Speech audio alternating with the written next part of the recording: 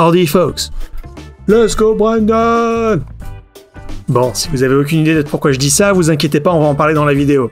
Aujourd'hui, on va aussi parler de pourquoi les démocrates sont en fait pas tellement pour la démocratie.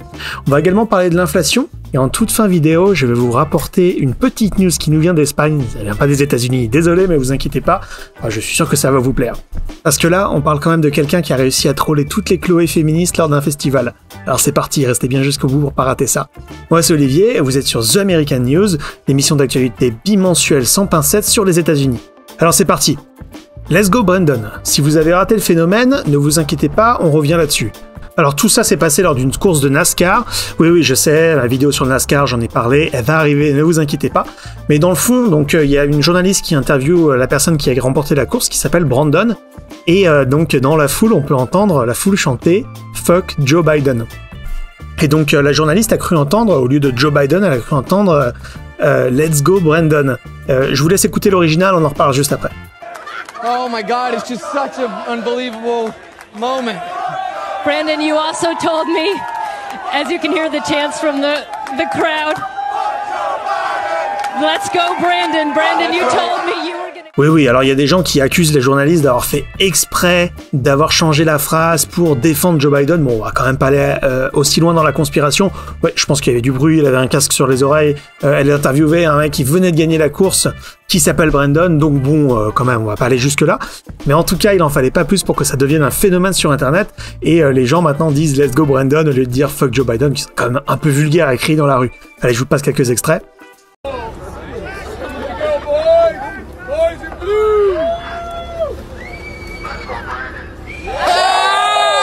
Bon, mon préféré, c'est quand même ce petit. On lui demande de faire l'annonce de la course et regardez ce qui glisse à la toute fin. Drivers, start your engine. Let's go, Brandon. Bon, alors pourquoi est-ce que les gens sont pas contents? Bah, peut-être à cause de l'inflation. Hein. L'inflation, elle est projetée à 5,5% pour le moment. Mais bon, toutes les projections se trompent depuis le début de l'année, donc ça se rapprocherait sans doute peut-être des 6%. C'est complètement énorme, hein, parce que l'inflation aux États-Unis, c'est entre 1 et 3% d'habitude, enfin en tout cas depuis la fin de la récession. En un an, location de voiture, plus 42,9%. Et oui, si vous suivez la chaîne secondaire, vous savez que moi-même j'ai vendu ma voiture et j'ai réussi à faire une plus-value là-dessus. Alors que normalement, vous savez que les voitures un peu chères, elles perdent beaucoup de valeur et c'est impossible de les revendre à leur prix neuf. Mais bon, le lien est en description si vous avez loupé ça. Bon, plus 42% sur le prix de l'essence, plus 22% sur la viande rouge, ça fait mal au train de vie texan, là, c'est moi qui vous le dis. Plus 20% sur les hôtels et aussi plus 19,3% sur le bacon. Bon, faut quand même apprécier qu'aux États-Unis, on utilise le prix du bacon comme indicateur économique, hein, c'est quand même plutôt stylé. Mais bon, l'inflation, c'est le moyen d'appauvrir ceux qui n'ont pas de patrimoine et d'enrichir ceux qui peuvent placer leur argent et aussi, surtout, changer régulièrement d'emploi pour, vous savez, renégocier leur salaire. Donc en fait, c'est tout ce qui plaît aux démocrates, hein, notamment pour faire augmenter la taille du gouvernement qui est déjà gigantesque. Donc là, en ce moment, ils sont en train d'essayer de passer un budget de 3,5 000 milliards de dollars. C'est un 3,5 avec 12 zéros derrière, c'est complètement scandaleux. D'habitude, normalement, le déficit, il est autour de 500 milliards, et il est monté jusqu'à 1000 milliards récemment, ce qui est complètement exceptionnel. Là, on parle de 3000 milliards de déficit. Le budget, donc, les démocrates essaient de faire sauter le plafond de la dette, c'est-à-dire le montant jusqu'auquel ils peuvent emprunter de l'argent. Mais ils sont en minorité, parce qu'il y a tous les républicains qui sont contre, mais il y a également 2 sénateurs démocrates qui sont contre. Et donc, bien entendu, ces 2 démocrates se font complètement harceler, et notamment une des sénateurs de l'Arizona s'est fait suivre jusque dans les toilettes pour se faire crier dessus. Regardez plutôt. We knocked on doors. We need solutions. The Build Back Better plan has the solutions that we need. We knocked on doors for you to get you elected, and just how we got you elected, we can get you out of office if you don't support what you promised us. Ça menace, armé de son téléphone pour faire le buzz. Et à cela, Joe Biden a répondu, je cite, « Ce sont des choses qui arrivent. » Si, je vous jure. I don't think they're appropriate tactics, but it happens to everybody. Laissez-moi vous dire une chose, si ça s'était arrivé à Alexandria Ocasio-Cortez, si jamais un républicain l'avait suivi jusque dans les toilettes, on en entendrait parler sur toutes les chaînes. Mais bon, ce sont des choses qui arrivent. Donc le Congrès souhaite imprimer des billets verts pour financer le trou sans fond qu'est le gouvernement fédéral. Tous les républicains s'y opposent, ainsi que 2 démocrates, ce qui fait que Joe Biden n'a pas la majorité pour passer sa loi stupide. Et donc ils sont déçus les démocrates, et ils en oublient qu'il y a marqué démocratie dans démocrate. Regardez ce tweet de Bernie Sanders, célèbre sénateur communiste, commentant la situation. 2 sénateurs ne peuvent pas bloquer ce que 48 sénateurs et 210 membres de la Chambre veulent. Nous devons soutenir les familles qui travaillent de ce pays. Nous devons combattre les changements climatiques. Qu'est-ce que ça vient foutre là? Bon, nous devons passer le projet d'infrastructure avant blablabla. Bon, en fait, c'est compliqué, il y a 2 projets de loi, il y en a un sur l'infrastructure et il y en a un pour le budget.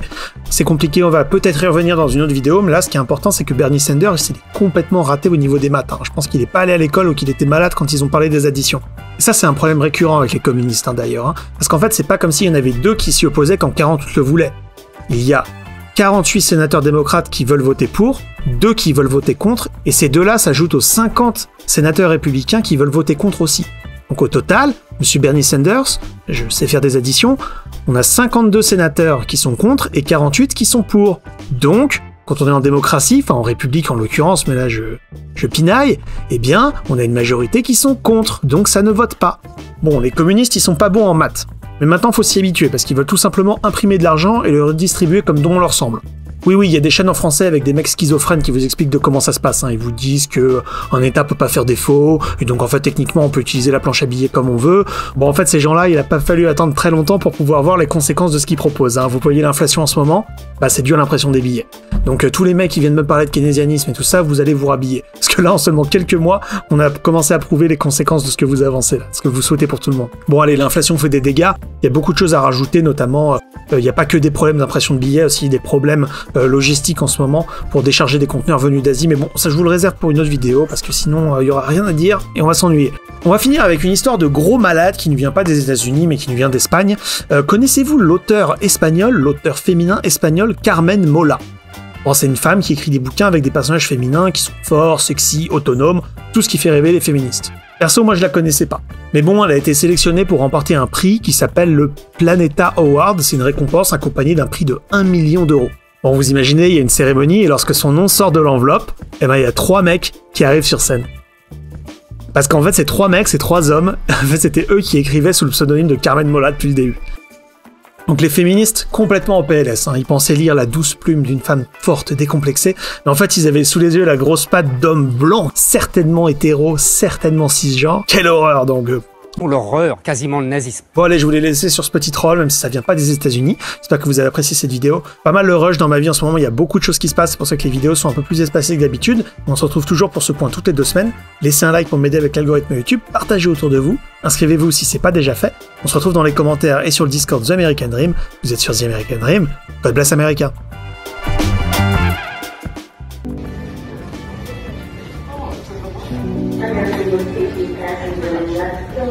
Brandon reported to be 10 to